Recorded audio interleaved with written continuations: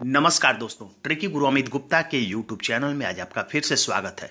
दोस्तों, आज मैं आपके सामने कथन और निष्कर्ष के कुछ ऐसे प्रश्नों को लेकर आया हूं जो कि रेलवे ग्रुप डी 2018 की परीक्षाओं में पूछे जा चुके हैं। अगर आप रेलवे ग्रुप डी की परीक्षा देने वाले हैं तो कथन और निष्कर्ष के प्रश्न आपके लिए एक समस्या साबित हो सकते हैं। मेरी आपको सलाह है कि आप कथन और निष्कर्ष के ज़्यादा से ज़्यादा प्रश्न सॉल्व करें। इससे आप परीक्षा हाल में होने वाली गलती से भी बच जाएंगे और आपकी स्पीड भी कुछ हद तक बढ़ जाएगी। तो आइए हम एक प्रश्न को देखते हैं। इसमें कथन में लिखा गया है कि पर्यटन स्थलों को अतिरिक्त सुरक्षा प्रदान की जानी चाहिए। सामान्य सुरक्षा नहीं, अतिरिक्त सुरक्षा, यानी कि थोड़ा सा ज्यादा सुरक्षा प्रदान की जानी चाहिए। तो इस कथन को सोचिए कि कथन का मतलब जो किसी के द्वारा कहा जा रहा है, और निष्कर्ष का मतलब आप थर्ड पर्सन के रूप में वहां पे मौजूद हैं और उस कथन को सुन रहे हैं। तो आपके मन में क्या निष्कर्ष आएगा, आप उस कथन से क्या अर्थ निकालते हैं, वही आपको निष्कर्ष में सही साबित करना होगा, और जो निष्कर्ष नहीं निकाला जा सकता उसको गलत साबित करना होगा। तो अब इसमें पहला निष्कर्ष करा कि आतंकवादी, वैसे दोनों ही निष्कर्ष में आतंकवादी शब्द का इस्तेमाल किया गया है, जबकि कथन में सीधे सीधे कहीं आतंकवादी शब्द नहीं छिपा हुआ है। लेकिन सामान्य रूप से कॉमन सेंस के हिसाब से अगर आप देखते हैं तो अतिरिक्त सुरक्षा की बात जो ही की जाएगी, तो ये बात इसमें छुपा हुआ है कि आतंकवादी हमेशा बड़े पैमाने पर विनाश करने के लिए जगह चुनते हैं, और यही कारण है कि पर्यटन स्थलों को अतिरिक्त सुरक्षा दी जानी चाहिए। यही सोच के कहा गया है, या इस बात का यही निष्कर्ष निकलता है कि अतिरिक्त सुरक्षा देने की बात तभी कही गई है जबकि आतंकवादी हमेशा बड़े पैमाने पर विनाश के करने के लिए जगह चुनते रहते हैं। दूसरा निष्कर्ष करा आतंकवादी कृत्यों को रोका नहीं जा सकता। तो ये वाला निष्कर्ष सीधे सीधे गलत है। क्यों? क्योंकि अगर आतंकवादी कृत्यों को रोका नहीं जा सकता है तो भारत सरकार या कोई भी सरकार अतिरिक्त सुरक्षा की बात क्यों करती?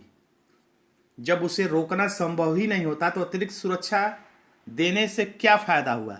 यानी अतिरिक्त सुरक्षा देने से आतंकवादी घटनाओं को रोका जा सकता है, तभी अतिरिक्त सुरक्षा देने की बात कही जा रही है।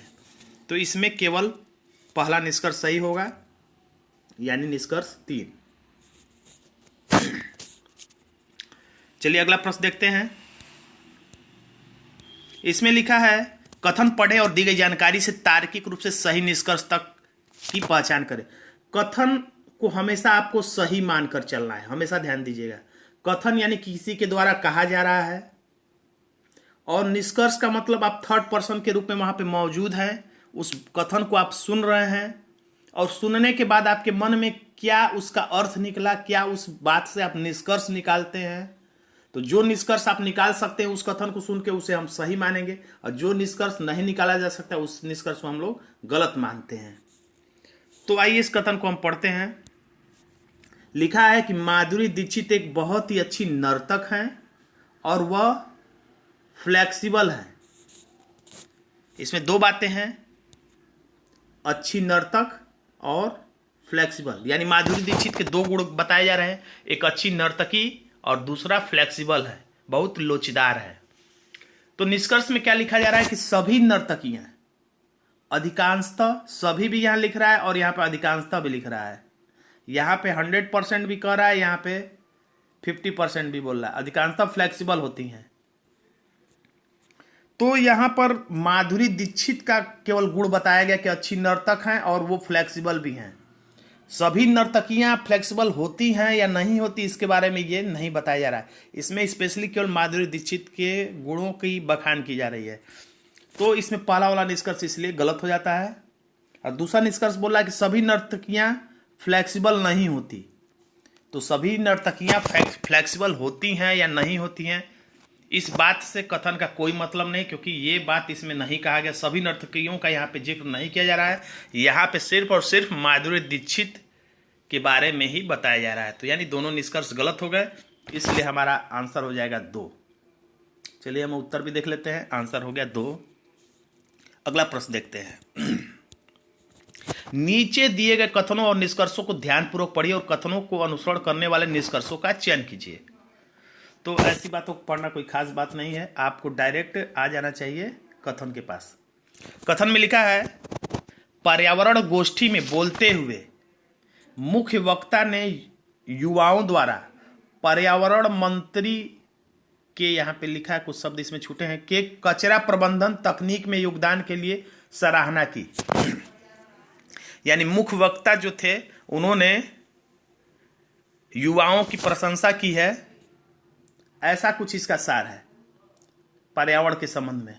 तो निष्कर्ष इसमें लिखा है एक कि मुख्य वक्ता ने युवाओं द्वारा पर्यावरण बचाने में प्रयोग की गई तकनीक की सफलता की ओर प्रकाश डाला। तो ये कथन से साम्यता रखता है। हो सकता है कथन से सीधे सीधे एकदम न जुड़े, लेकिन उसी बात को अन्य रूप से निष्कर्ष में कहा गया है जो कि कथन में कहा गया है। तो ये यहां पर निष्कर्ष निकलता है। दूसरा, इसमें निष्कर्ष कहा जा रहा है कि इस गोष्ठी से निकले सभी निष्कर्षों का क्रियान्वयन किया जाएगा। इस गोष्ठी से निकले सभी निष्कर्षों का क्रियान्वयन किया जाएगा। तो अधिकांश ऐसा होता है कि कई आयोग बनाए जाते हैं, उनके द्वारा सुझाव लिए जाते हैं, लेकिन उनके किसी भी सुझाव का सरकार पालन नहीं करती या कुछ कुछ सुझाव का पालन करती है।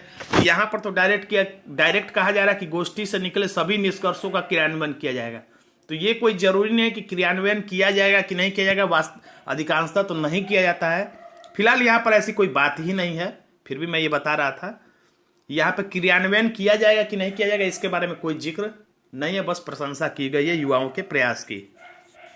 तो यानी हमारा यहाँ पे दोनों ही निष्कर्ष गलत साबित हो जाता है, इसलिए यहाँ पे हमारा उत्तर बन जाता है 3, यानी कि केवल निष्कर्ष, हाँ केवल पहला निष्कर्ष इसमें निकलता है जिसमें कहा गया है कि युवाओं द्वारा पर्यावरण बचाने में प्रयोग की गई तकनीक की सफलता की ओर मुख्य वक्ता द्वारा प्रकाश डाला गया था, इसलिए पहला निष्कर्ष सही और दूसरा निष्कर्ष गलत है। यानी हमारा आंसर हो जाएगा 3, केवल निष्कर्ष 1 अनुसरण करता है। अगला प्रश्न देखते हैं, प्रश्न नंबर 4। सचिन तेंदुलकर एक महान क्रिकेटर हैं। एक बात ये कहा गया कि महान क्रिकेटर हैं, और दूसरी बात उनका स्ट्रेट ड्राइव सबसे प्रिय शॉट में से एक है। कई शॉटों में से एक इनका ये स्ट्रेट ड्राइव प्रिय शॉट है।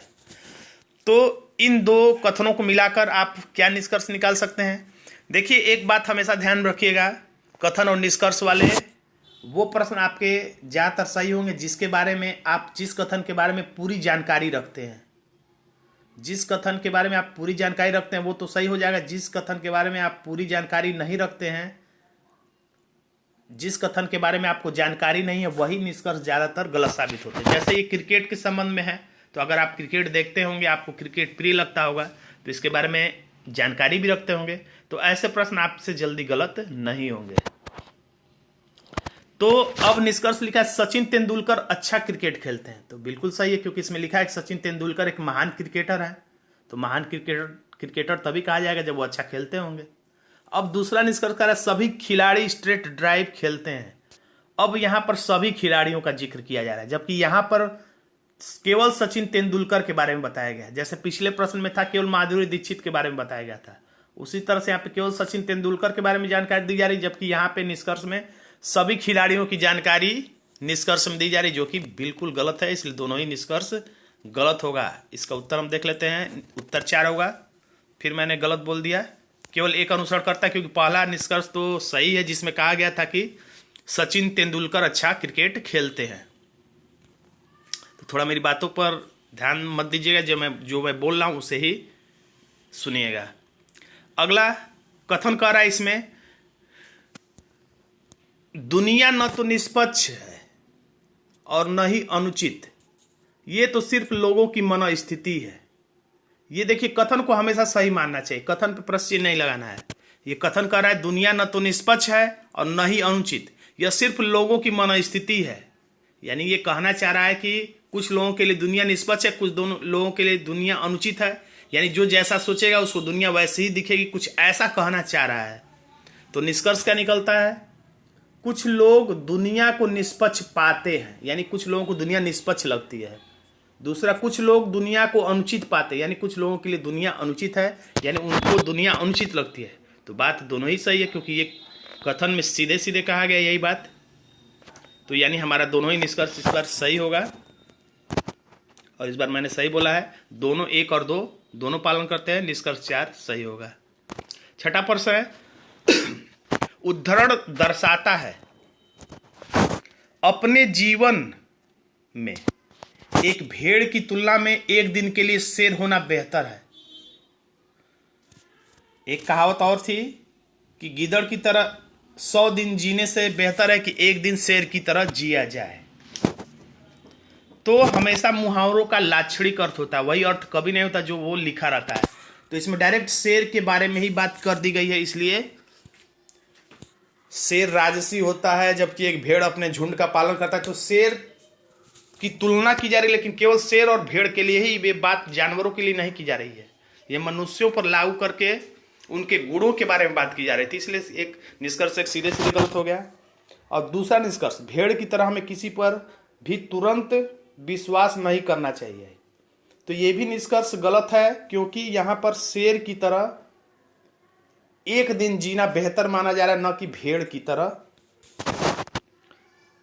जीने से। तो यहां पे दोनों ही निष्कर्ष गलत है। चलिए हम आंसर देख लेते हैं।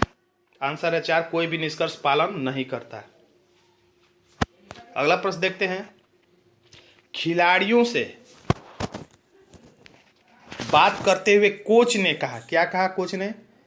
खिलाड़ियों को वास्तविक खेल से पहले की रात अच्छी आराम की जरूरत होती है। वैसे प्रतियोगी छात्रों को भी करना चाहिए। परीक्षा से एक दिन पहले अच्छी नींद लेना चाहिए। भले ही परीक्षा से कुछ रात पहले आप ज़्यादा देर तक जग जाएं, लेकिन परीक्षा से ठीक एक दिन पहले आपको अच्छी नींद कम से कम 7 घंटे की लेनी ही चाहिए। तो यही बात है। तो अब निष्कर्ष देखिए इससे क्या निकलता है। पहला निष्कर्ष दिया है, कोच खिलाड़ियों की दिनचर्या को सुसंगत बनाने पर जोर दे रहा है ताकि खिलाड़ी आसानी से मैदान में ध्यान केंद्रित कर सके। सामान्य रूप से एक निष्कर्ष सही है। दूसरा, कोच यह कहने की कोशिश कर रहा है कि उसके खिलाड़ी थक गए हैं और उन्हें फिर से तरोताजा करने के लिए आराम की जरूरत है। तो यह भी निष्कर्ष सही है, क्योंकि यहाँ पे कहा जा रहा है, क्योंकि डायरेक्ट कोच ने खिलाड़ियों से ही कहा है कि वास्तविक खेल से ठीक एक पहले की रात अच्छी आराम की जरूरत है। जरूरत है का मतलब आप थक चुके हैं, आपको आराम की जरूरत है तरोताजा होने के लिए। यानी यहाँ पे दोनों ही निष्कर्ष निकल जाते हैं। तो यहाँ पे हमारा उत्तर बन जाता है 2, यानी कि दोनों ही निष्कर्ष अनुसरण करता है। अगला प्रश्न है, अनुशासन लागू करने के लिए ट्रकों का तुला चौकी पर वजन किया जाता है और यदि वे अति भार होते हैं तो उन पर 6000 का जुर्माना लगाया जाता है। तो जुर्माना लगाया क्यों जाता है? ताकि वो व्यक्ति उस काम से, उस गलत काम को करने से डरे। तो यहां पे देखिए निष्कर्ष क्या कर रहा है, ट्रक मालिकों द्वारा सुरक्षा नियमों का सख्ती से पालन किया जाए, इसीलिए सरकार इसे लागू कराना चाहती है। लागू कराना चाहती है, इसीलिए 6000 का जुर्माना लग रहा है, यानी बात ये निष्कर्ष सही है। दूसरा, सरकार ट्रक मालिकों की परेशानी नहीं समझ रही है। तो ये तो बात बिल्कुल सही नहीं है कि ट्रक मालिक आवश्यकता से ज़्यादा वजन ट्रक पे ले जाए, ये तो गलत बात है। तो ये परेशानी सरकार को समझनी भी नहीं चाहिए। ये तो एकदम अलग बात कही जा रही है कथन से, तो ये गलत है। यानी केवल पहला निष्कर्ष इसमें सही है, यानी निष्कर्ष 4। अगला प्रश्न देखते हैं। बहुत ही किफायती मूल्य पर उपहार खरीदने के लिए, बहुत ही किफायती यानी कम मूल्य पर उपहार खरीदने के लिए यह सबसे अच्छा बाजार है। यानी आपको कम मूल्य पर सामान खरीदना है, किफायती मूल्य पर सामान खरीदना है, तो ये कोई बाजार है जो कि सबसे अच्छा है। ये कोई किसी से बता रहा है और आप छुप के सुन लिए, खड़े हैं वहीं बगल में, आपको सुनाई दे दिया। तो इससे आप इस बात से क्या निष्कर्ष निकालेंगे? कोई किसी से कह रहा है कि अगर तुमको सस्ते मूल्य पर सामान खरीदना है तो यह सबसे अच्छा बाजार है, खरीद लो जाकर। इस बात को सुनकर आपके दिमाग में क्या निष्कर्ष निकलेगा? तो पहला देखते हैं, उपहार खरीदने के लिए कई अन्य स्थान भी उपलब्ध हैं। तो सही बात है। अगर कहा जाए कि सचिन तेंदुलकर सबसे अच्छा खेलते हैं, तो इसका मतलब ये नहीं कि केवल सचिन तेंदुलकर ही खेलते हैं, अन्य लोग भी होंगे जो क्रिकेट खेलते होंगे। जैसे कहा जाए कि ABCD पब्लिकेशन की पुस्तकें अच्छी होती हैं, इसका मतलब अन्य पब्लिकेशन की पुस्तकें भी होती हैं। तो यहाँ पे यही बात कहा जा रहा है, उपहार खरीदने के लिए कई अन्य स्थान भी हैं। ये नहीं कह रहा कि सबसे अच्छा स्थान, और भी कई अच्छे स्थान है, बस ये कह रहा अन्य स्थान है। तो सही बात है, अन्य स्थान भी होंगे और उन्हीं में से सबसे अच्छा स्थान ये है जो व्यक्ति द्वारा बताया जा रहा है इस बाजार को कि सबसे अच्छा है। तो यानी ये निष्कर्ष निकलता है, आप मेरी बात समझ रहे होंगे। अब दूसरा निष्कर्ष कर रहा है, इस बाजार से कोई भी सबसे कम मूल्य में सामान यानी कि उपहार प्राप्त कर सकता है। तो सही बात है, सीधे सीधे, क्योंकि ये सामान्य रूप से कहा जा रहा है यहाँ पे कि बहुत ही किफायती मूल्य पर उपहार खरीदने के लिए यह सबसे अच्छा बाजार है, यानी कि यहाँ से कोई भी कम मूल्य पर सामान या उपहार प्राप्त कर सकता है। तो दोनों ही यहाँ पे निष्कर्ष पालन करते हैं, इसलिए हमारा आंसर हो जाएगा 3। तो दोस्तों आज का वीडियो आपको कैसा लगा कमेंट बॉक्स में लिखिएगा। अगर अच्छा लगा तो अपने दोस्तों में शेयर करिएगा, और यदि आपने अब तक मेरे चैनल को सब्सक्राइब नहीं किया तो सब्सक्राइब भी कर लीजिएगा। धन्यवाद।